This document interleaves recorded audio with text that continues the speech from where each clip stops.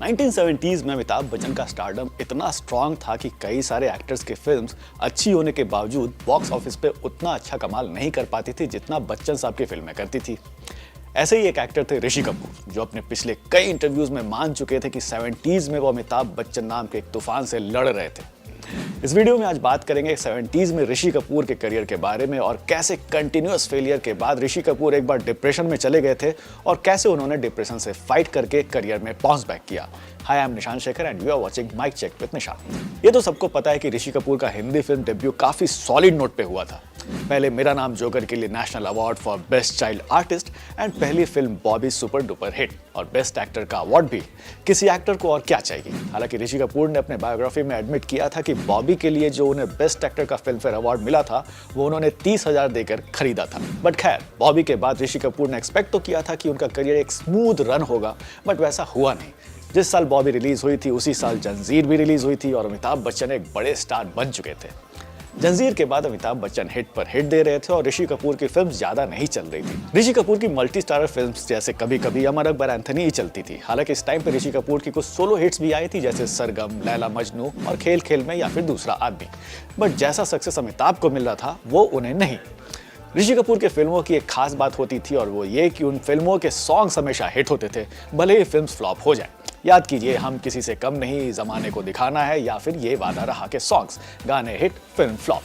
अपने चॉकलेटी अवतार में ऋषि कपूर स्वेटर पहनकर अक्सर फिल्मों में हीरोइंस के साथ पेड़ों के इर्द गिर्द घूमकर रोमांटिक गाने गाते नजर आते थे। धीरे धीरे ऋषि कपूर को इस इमेज से सफोकेशन होने लगी। वो इस इमेज को तोड़ना चाहते थे। वो भी अमिताभ की तरह कुछ इंटेंस रोल्स करना चाहते थे, बट कोई भी प्रोड्यूसर उनके साथ वैसे फिल्म्स बनाना नहीं चाहता था। इस बीच उनकी मुलाकात एक बार सुभाष घई से हुई, जो उस वक्त कालीचरण और विश्वनाथ जैसे हिट फिल्म बना चुके थे। उस वक्त सुभाष घई अपना प्रोडक्शन हाउस मुक्ता आर्ट्स लॉन्च करने वाले थे और उनकी पहली फिल्म कर्ज के लिए एक young romantic yet intense hero खोज रहे थे। ऋषि कपूर उस रोल में सुभाष घई को फिट लगे और कर्ज बननी स्टार्ट हुई। कर्ज के लिए ऋषि कपूर ने बहुत मेहनत की। उस जमाने में वो अपने तरह की एक डिफरेंट फिल्म थी, big budget, different story telling. हालांकि इसका सब्जेक्ट थोड़ा रिस्की था, री इनकारनेशन जैसे सब्जेक्ट पे लास्ट हिंदी फिल्म महबूबा आई थी जिसमें राजेश खन्ना और हेमा मालिनी थे, बट वो बुरी तरह फ्लॉप हो गई थी। बट फिर भी कर्ज बनी। इसका म्यूजिक कमाल का था, बट अनफॉर्चुनेटली कर्ज लोगों को पसंद नहीं आई। उसका एक और बड़ा कारण था, उस वक्त कर्ज के अलावा जो एक मूवी ऑलरेडी थिएटर में चल रही थी। कर्ज के रिलीज से ठीक एक वीक पहले फिरोज खान, विनोद खन्ना और जीनत अमान की कुर्बानी रिलीज हुई थी। यह फिल्म भी अपने एक्शन स्टाइल और फ्रेश म्यूजिक से ऑडियंस को अपने तरफ खींच रही थी, जिसका सीधा इम्पैक्ट कर्ज पे पड़ा। उस दौर में multi starrer action films romantic film से ज्यादा चलती थी। हालांकि कर्ज में भी एक्शन था, बट कुर्बानी जितना नहीं। अनफॉर्चुनेटली कर्ज फ्लॉप हो गई और कर्ज के फेलियर ने ऋषि कपूर को इमोशनली बहुत इम्पैक्ट किया और वो डिप्रेशन में चले गए। आज कर्ज को भले एक कल्ट क्लासिक फिल्म माना जाता है, बट उस वक्त ऑडियंस ने कर्ज को बुरी तरह रिजेक्ट कर दिया था। सुभाष घई ने एक इंटरव्यू में बताया कि कर्ज ने ओपनिंग वीक में बस 20% का कलेक्शन किया था। सुभाष घई अपने असिस्टेंट के साथ फिल्म देखने गए थे और उन्हें यह देख के बहुत बुरा लगा कि ऑडियंस आधे फिल्म से उठकर वापस जा रही है, जबकि बगल के थिएटर में कुर्बानी हाउसफुल चल रही थी। फ्राइडे को कर्ज रिलीज हुई थी और संडे को ऋषि कपूर को डिप्रेशन की वजह से हॉस्पिटलाइज करना पड़ा था।